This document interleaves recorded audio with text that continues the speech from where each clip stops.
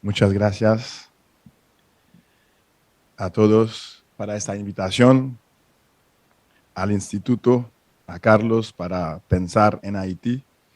Es un momento importante de discutir de soluciones, de discutir de recomendaciones para ayudar a Haití a salir de esta crisis. Me gustaría empezar. Yo voy a hablar un poquito en inglés, un poquito en español, porque estamos en vivo en la televisión de Haití. I think that Haiti, from the discussion that I see today, there is a lot of misunderstanding. And if we don't resolve the misunderstanding, it's going to be difficult to have solutions. The first misunderstanding is the theme of the day. Where is Haiti going? To understand where Haiti is going, we have to understand where is Haiti coming from. And that's the first misunderstanding. The misunderstanding that Haiti paid a heavy price for our independence. Our independence was achieved in bloody battles against an imposing army of Napoleon. And the indigenous army won the battle, and Haiti had its independence. But the independence that Haiti had, we paid an extremely high price for it. And that's where the first misunderstanding comes from. We paid a high price. We paid a price that's equivalent today of 20 billion US dollars. And it was being paid up till 1982 when President Mitterrand actually stopped the payments or asked to stop the payments. And that represented over 95% of Haiti's budget. And if it was not paid, the threats that Haiti would get to pay this debt wasn't bearable on any of the presidents. So this is where it started. We got our independence, the first Black Republic, but it cost us 95% of our budget. And that started putting us in an extreme cycle of poverty. And this has to be understood. Because if it's not understood, it's hard to say where we're going. And it's the cause and it's the root of where we are today. Political instability, I think it was discussed. Hablamos mucho de esto, la inestabilidad política. Más de 30 gobiernos desde el 86. Varios presidentes. Y una situación social muy difícil. Desde que la dictadura se terminó en Haití, que se cayó el presidente Duvalier, Haití ha vivido un periodo de inestabilidad causado por el sistema político de la Constitución del 87. Una constitución que en el momento que se hizo era bien, porque era una constitución saliendo de una dictadura que era un documento antidictadura. Pero lo que hizo es que falleció mucho a las instituciones. It weakened the institutions so much that we got into a position where several of them disappeared today. So that document is outdated and needs to be, just like any constitution, in the world that's not working, should be revised. The 4 military coups since 1986 have contributed to the situation where we are today. The context that Haiti lives today is a very difficult one. And many people see natural disasters, but not many people go into the numbers. What do these natural disasters are costing Haiti? So just to put you in context, in the past 10 years, we've had 2 of the biggest earthquakes in the world that caused over $15 billion of structural damage to the country, to the economy. $15 billion. In a budget of $3 billion, of which we only produce 900 million to $1 billion per year. So it would take us 15 years to just get back to where we were in 2010. On top of that, we've had over 5 major storms costing another 4 billion in structural damage. So that's 19 billion. We had the cholera outbreak that was imported from Nepal, from the United Nations soldiers in Nepal. That cost us 2 billion. That's $21 billion in damage.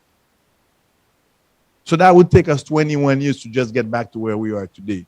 So just to tell you that if we don't go into the numbers and understand why is Haiti having problems, we're not going anywhere. So out of this, damage of 21 billion, what did we receive? Well, we received from multilateral and bilateral about 5 billion, 5 to 6 billion. So that left us with a deficit of 16 billion that up till today is not resolved, is not taken care of. So what needs to be understood? Lo que hay que entender aquí es que un país que ha vivido tantos desastres naturales, más de 21 mil millones de destrucción, y que ha recibido 5 mil millones a un déficit de 16 mil millones. Cualquier país que tiene un déficit así va a tener problemas en su desarrollo, cualquier país.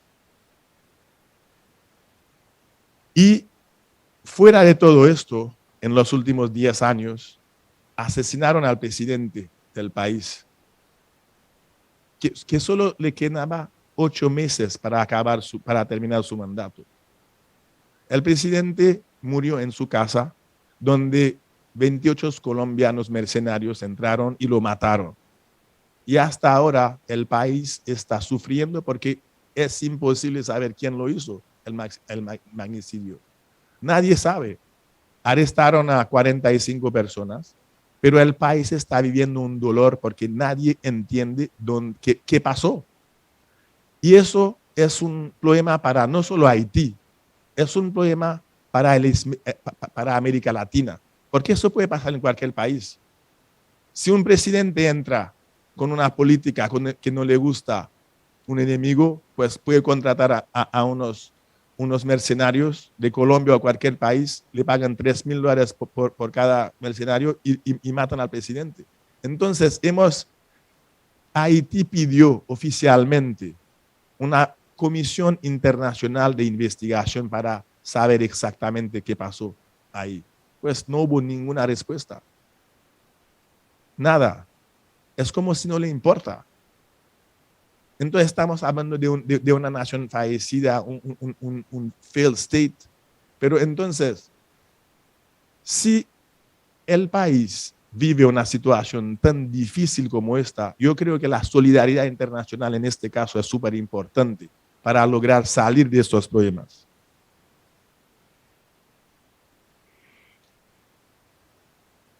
Cuando se habla de Haití, dice que es un país failed state, un país que tiene todos los problemas del mundo, pero nadie ha dicho que ¿por qué? Porque si la gente me pregunta siempre si Haití hizo un trato con el diablo, ¿por qué Haití tiene tantos problemas?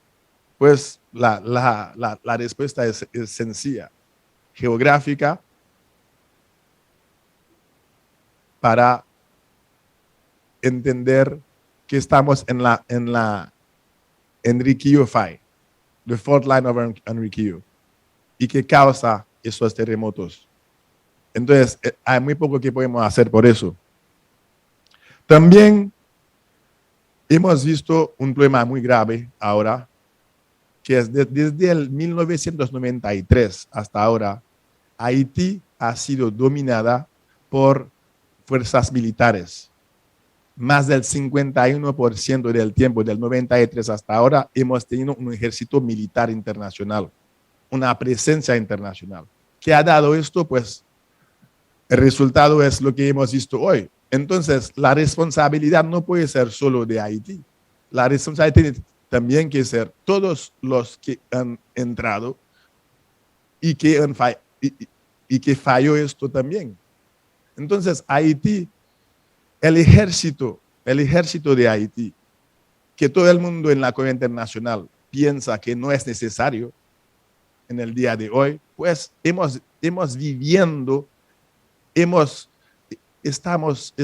en el día de hoy, necesitamos una fuerza para ponerla enfrente de las fuerzas ilegales que estamos viendo en el país ahora. Y la policía haitiana, que ha sido formada, entrenada por las Naciones Unidas, la comunidad internacional, no puede hacer el trabajo solo. Entonces, si la gente no realiza esto y nos impide de volver con una fuerza militar, porque nos impide volver con una fuerza internacional, una fuerza nacional militar, pues pasa lo que está pasando hoy.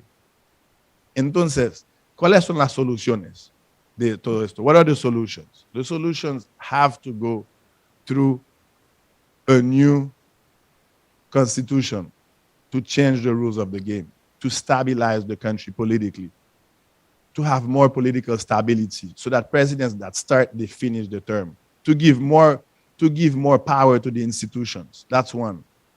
Two, democratic elections are key, because without a leader chosen by the people democratically, it's not going to work. And we're seeing it today. And Haiti is the only country that's talking about long transition rather than talking about democracy. But to get to the democracy, you need security. And the security, you can achieve it not on a long-term basis. What you need is a surgical strike to take out the gangs, put them out of business, and then you restore a strong security force, police and military, to safeguard Haiti and its democracy. Not like the past military that committed human rights abuses, no. But we're the only country in the hemisphere outside of Costa Rica that does not have a military. Yet we're the ones with most security issues. So that calls for a strong military professional force to protect the people and the Haitian citizens and the foreigners. And the third aspect is a massive influx of foreign direct investment. So, está esperando el secretario general, yo voy a terminar en 2 minutos. So, lo que Haití necesita es una inversión importante de capitales extranjeros para ayudar a la economía. Y por fin, en el problema de la República Dominicana y Haití, he sido primer ministro y he tratado mucho con la República Dominicana, we are condemned to live together. We're the only island in the world with 2 nations, 2 independent nations. Haiti is the second commercial partner to the Dominican Republic.